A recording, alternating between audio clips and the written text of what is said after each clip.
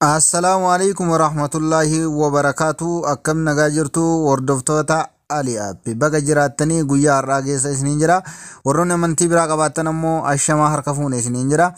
Har'a barumsa har'aa qabadhee isiniin dhufe zayinii majjaana nama jalaa hiitu akkasumas rasiida nyaattuu fi sawaa isin jalaa nyaatu jechuudha. Akkuma kaardii itti guuttatanii isin jalaa fudhatu qabadhee isinii dhufeera.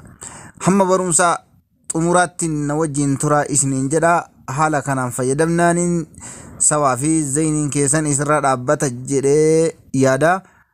Akka ajaa'ibaa kanatti isinirra dhaabbata. Rasiida keessan irratti guuttanii isin jalaa fudhatu isinirra dhaabbata inshallah isiniin jira.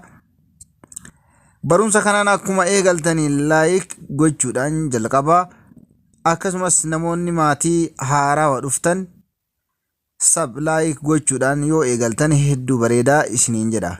Gamanumaan gama barumsaa isin dabarsa. Sawaa irraa haa eegallu isiniin jira. Sawaa irraa eegaluudhaaf mana miseejii keessa seennee jechuudha.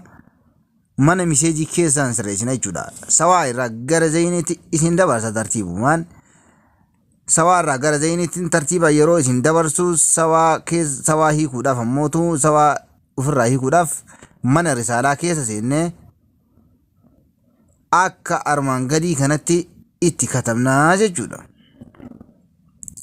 Akkuma beekamu mana risaalaa keessa seenne haala kanaan erga itti katabne booda 800 jenneenii 444 jennee itti katabna gara gubbaarra jechuudha. Gara gadaanuu kana irratti qubee guddaa da jennee itti katabnaa jechuudha. Qubee da guddoo jennee itti katabne send itti goonaa jechuudha. Haala kanaa yeroo send itti gootan majjaana wanta garagaraa rasiida isinirraa nyaattu isinirraa dhaabdii isiniin jedha. Haala kanaan fayyadamaa akka ajaa'ibaa kanatti isinirraa dhaabdii jechuudha. Sawaan kana fakkaataa jechuudha. Okay.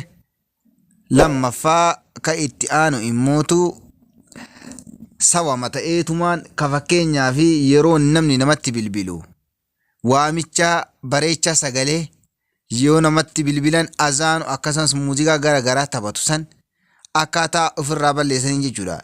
Inni sunis ji'atti birrii 5 namarraa murataa jechuudha. Yeroo ati rasiida itti guuttee jettu keessaa dhabdaa jechuudha. Ji'aan qarshii 5 isinirraa murata.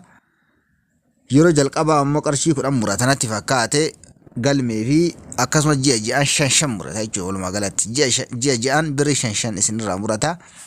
Isa sanis ofirraa dhaabuudhaaf gubbaa kanarratti 900 jennee barreessine. Akkuma amma argaa jirtan kanatti 900 erga jennee booda gara gubbaa irratti da kanatti ammootu 16 17 jennee barreessinaa jechuudha. Akkuma amma iskiriinii irratti agartan kanatti gubbaa irratti 900 16 17 jenneenii send itti goonaa jechuudha. Haala kanaan nurraa dhaabbataa jechuudha. Waamicha bareecha sagalee sunillee haala kanaan nurraa dhaabbataa jechuudha. Haala kanaan osoo fayyadamtanii hedduu bareedaa isiniin jedha hordoftoota tiyya. Amma sawaa xumurree jechuudha. Gamanumaan gama zayinii amma isin dabarsaa jechuudha. Zayiniin tun yeroo baay'ee namoota baay'ee cinqitii jechuudha. Rasiida itti guutanii keessaa fudhatti itti guutanii keessaa fudhatti jechuudha. Sawaan haala kanaan ofirraa dhaabuu dandeessanii jechuudha. Okay. Hidhachuuf immootu haala kana jechuudha. 916 jennee yoo barbaanne yoo hidhachuu ajaa qabaanne 900 gubbaarra barreessine 16 jennee hidhannaa jechuudha. Waamicha bareecha sagalee hidhachuudhaaf 916 hiikuudhaaf ammootu 916 jennee irraa hinnaa jechuudha. Haala armaan dura isin agarsiisan irratti. Amma gamanumaan gama zayinii isin dabarsaa jechuudha. Zayinii rasiida nama jalaa nyaattu akkasumas daataa ofiiniitu ka torbee ofiiniitu ka guyyaa ofiiniitu ka ji'aa ofiiniitu akkasumas waan beeyne tokko ufumaan hiituu jechuudha. Haala garagaraatiin nama seentii jechuudha zayiniin kun. Haala garagaraatiin nama nyaatti jechuudha. Haalli isiin ittiin nama nyaattu hedduu jechuudha. Tokko lama jennee waan ibsinuu miti. Haala baay'eedhaan jechuudha. Muraasa qofa isin agarsiisaa jechuudha. Yoo xiqqaate 5-6 kana isin agarsiisaa jechuudha. Okay. Mana risaalaa keessa seennee akkuma mana risaalaa keessa seenneen gubbaa irratti fakkeenyaa fi kasagalee yeroo namni nama bilbilu xirrii san jechuudha. Fakkeenyaa fi sirbitu san 17-18 jenne gubbaa irratti barreessine akkuma kasabaa san ofirraa balleessinaa jechuudha. Kanallee unsubscribe goona ofirraa jechuudha. U qubee U naa guddoo saa guddoo U guddoo baa guddoo jenneetiin akkanumaa jechuudha. 1718 gubbaa irra barreessine 1718 jechuudha. Jalatti ammootu unaa saa U baa jenneetiin unsubscribe jechuudha. Haala kanaan barreessine ka ji'aan birrii 5 nurraa muratu san ka yeroo namni nurra bilbilu iyyitu san isa san haala kanaan ofirraa balleessinaa jechuudha. Isa san yoo ofirraa balleessine jechuun qarshii silaa isaaf nu nyaattu ofirraa dhaabnee jechuudha. Tokko. Lammaffaa immootu haala garagaraatiin nama nyaattii zayiniin isiniin jedheera jalqaba warraa isinii himeera. Kun xariiqa tokko jechuudha. Kun xariiqa ittiin yoo majjaan osoo hin taane waamichaa sagalee ofirraa dhaabnuuni jechuudha. Kunillee waamichaa sagalee ofirraa dhaabne jechuun rasiida akka nu nyaanne goonee jechuudha. Kun isa tokko. Inni lammaffaan immootu akkuma agartan lakkoofsa sharikaa zayinii 959 gaara gubbaa irratti erga barreessine dakanatti immootu haala kanaan barreessinaa jechuudha. Haala amma barreessaaru kanaan U guddoo Va guddoo baa guddoo barreessinaa jechuudha. Inni kun kariyaala 15 nyaatu jechuudha. Fakkeenyaa fi kaardii abbaa 20tti guuttanii 15 keessaa gisee takkatti mucuq gootee fudhattu kanaan ofirraa dhaabdanii jechuudha. U guddoo Va guddoo baa guddoodha. Haala kanaan isinirraa dhaabdii jechuudha. Okay. Kun kariyaala 15 namarraa murattu jechuudha. Ka daataa hiitii jechuudha. Isa sayyoo ofirraa dhaabu wajaa qabaattan 959 gubbaa irratti jalatamootu U guddoo Va guddoo baa guddoo barreessine ofirraa hiinaa jechuudha. Ammas lammaffaadha. Kun sadaffaadha. 959 jennee akkuma beekamu gubbaa irratti jechuudha. Jalanatti ammootu U guddoo saa guddoo maa guddoodha. Kun dimmootu riyaala 10 murataa jechuudha. Fakkeenyaaf kaardii abbaa 20tti guuttee 10 muratee 7 qofa keessa si hambisuu jechuudha. Kun kariyaala 10 isin jalaa muratu jechuudha. Haala kanaan kariyaala 10 isin jalaa muratu haala kanaan ofirraa dhaabuu dandeessanii isiniin jedha.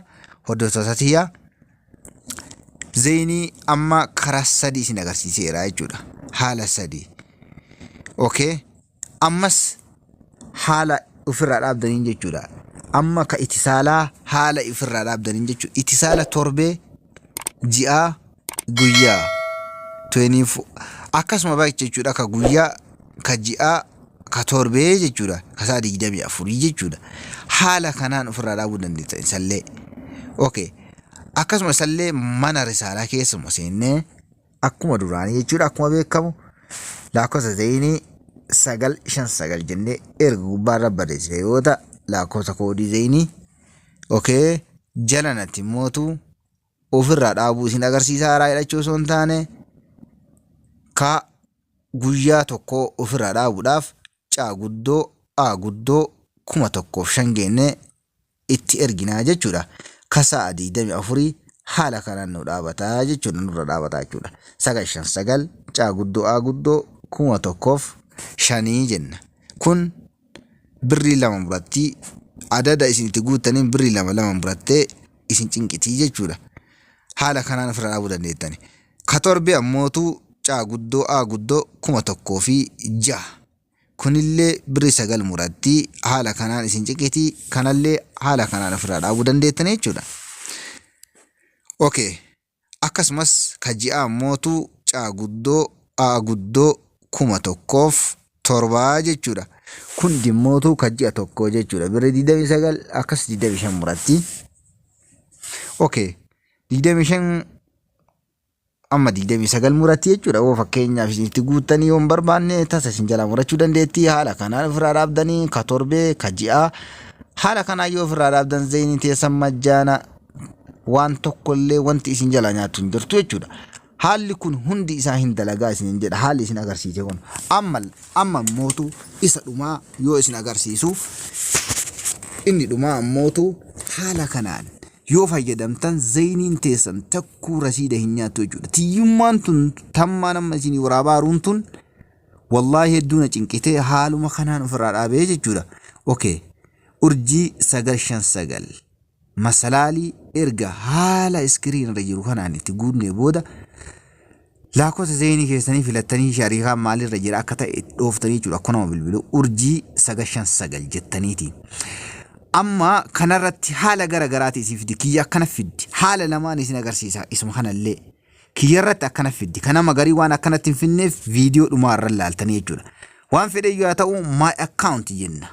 Lakkoofsa 4 itti barreessine send itti goona. Amma tiyya hidhamteerti garuu isin agarsiisuudhaaf sirriitti isin agarsiisaara. Okay. My account lakkoofsa 4 erga itti goone booda ammas lakkoofsa 3 itti goone service deactivation ka jedhu kana. Lakkoofsa 3 itti goone send itti goona. Amma tiyya hidhamteerti jechuun duraan takka gadi hin dhaabdu waan taateef amma hidhameera jechuudha. Ofirraa dhaabeera takka. Amma akkana godhu tiyyatuun hin nyaattu naan jette anaan. Garuu waan akkaataa isii ofirraa dhaabeef amma isin isaa jechuudha barreeffama kiyyaan jechuudha. Kunoo kun amma you don't have service hin qabdu waan tokkoyyuu irraa hin qabdu wanti isin nyaattu jechuu barbaaddeeti. Okay. Tiyya waan ofirraa dhaabeef akkana jetti jechuudha. Haala kanneen yoo fayyadamtan isinirra dhaabbatti jechuudha. Okay. Amma isin erga akka jettanii boodanii booda akkana isinii fidde amma isinii waan akkana fidduuf isin dammootu waan garagaraa bootaa 500 jedhu kana waan garagaraa isinii fiduu dandeetti.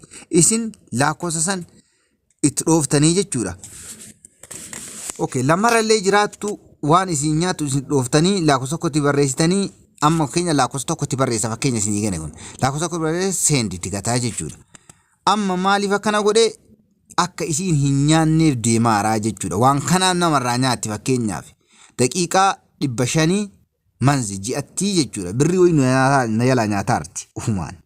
Okay, akkasittidha jechuudha. Fakkeenyaaf kana ofii barreessee jechuudha inni. Akkuma xariiquma isa irraa itti dhuftan. Okay? Lakkoofsa tokko barreessee erga send itti godhee booda ammas konfarni godhinaan jetti konfarni gataa jechuudha. Amma erga isin akka yettanii sadi barreessitanii send itti gootanii kana isinii fiddi jechuudha. Sadi barreessitanii kana itti gootanii send itti gootanii tokko barreessitanii send itti goota. Ammallee konfarni godhinaan jette. Lakkoofsa tokko godhee ammas konfarni sagata send itti sagata. Amma ofirraa dhaabee jechuudha. Yoo akkana gootanii lakkoofsa 2,500 lakkoofsa 2 gootanii send itti gootanii kanallee gootanii send itti gootan konfarni kana isinirra dhaabatte akka tiyyataatu san taati jechuudha. Okay. Amma tana magarii ammootu akkana fiddii jechuudha. Kun step lammaffaadha. Tana magarii ammootu yeroo itti guurru akka amma duraanaan fidde sanitti hin fiddu jechuudha. Akka duraanaa fidde sanitti. Okay, laangojii filachiifti jechuudha. Urjii 959 erga jennee itti barreessine booda akkana fiddii jechuudha. Haalli duraan fidduu fi haalli amma fidduu garagara. Laangojii filadhu Arabii, Ingilizii, Urdoo kana filadhutti. Amma nu Ingilizii filadhu. Yeroo ani Ingilizii filadhee jedhu akkuma duraanii saniin na deebifti jechuudha. Konfarni gate haa jettu malee akkuma duraanii saniin na deebifti tartiibuma duraan dhufe irra dhufe san irratti. Okay. Amma sirri akeekkachuu qabdan. Akkuma duraan dhufe san irra deemaa tiyya ammoo waan ofirraa hidhamteef ini sarnootii naan jetti. Barreeffama gurraacha sani teessan itti teessa irra dhuftu itti isinii dabalee jechuudha. Wanti isin hubachuu qabdan. Barreeffama amma barreesse san tateessan irra dhuftu itti isinii dabalee jechuudha. Kun tokkumaa jechuudha. 4 goone send goona. 3 goone send goona. Barreeffamni an barreessu sun ammootu barreeffama teessan irra dhuftu isinii barreessee jechuudha. Tiyya ammoo narraa waan dhaabbatteef barreeffama an itti barreesse san naan fidduu jechuudha. Okay, haguma asii qofa fiddamma tiyya. Waan kana godhee jedhu naan fiddu maaliif jennaaniin ofirraa balleesse waan ta'eefi jechuudha. Kana waan ofirraa balleesseef ana barreeffama itti aanee qalama gurraachaan adiin barreesse kana naan fiddu. Maaliif ofirraa dhaabe waan ta'eef teessan akkana fiddi. Lakkoofsa tokko gootanii yookaan lama isinii fiduu dandeetti teessan. Tokko lama sadii tartiibaan isinii fiduu dandeetti waan nyaattu. Tokko haga afurii fiduu dandeetti wanta nyaatturraa jechuudha. Isinii galee koonfarni itti gootanii jechuudha. Ammallee tokko godhee koonfarni itti gataa jechuudha. Lakkoofsa tokko erga itti barreessee booda koonfarni gatee seendi itti gata lakkoofsa kanarratti achi booda hin dhaabbatti akkuma tiyyaa san taatii jechuudha. Zeeroo isinii kenniti jechuudha. Waan akkanaati isiniin jedha barumsa hadhaa kana fakkaata. Waan sir isinii gale fakkaata. Amma barumsatti aanu walitti deebinutti assalaamu alaikum wa rahmatullahi wa barakaatu. Yaada keessa koomentii jalatti.